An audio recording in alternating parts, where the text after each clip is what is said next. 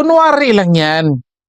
Pagkukunwari yan, nagpapakitang tao, nagpapasikat kasi naghahanap yan ng platform. Naghahanap yan ng stage, ika nga mga kababayan, kung saan makapagpasikat sila. Hindi sila nakapagpasikat sa issue ng DPWH eh.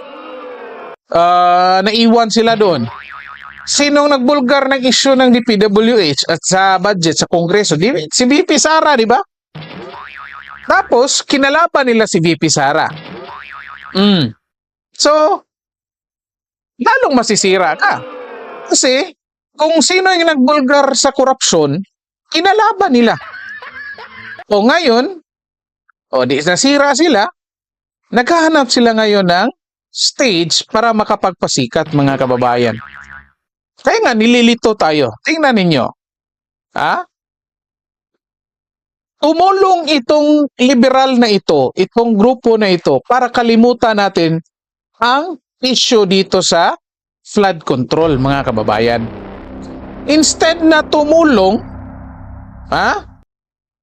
nagpapagamit itong mga tao para makalimutan ng taong bayan ng issue sa flood control. Well, of course, dito makikita natin malinaw dito, wala itong pakialam sa bansa.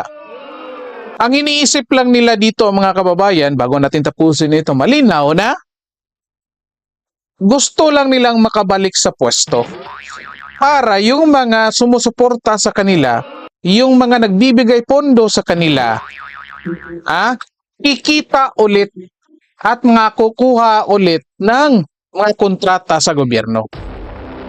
Yan yung malinaw dyan.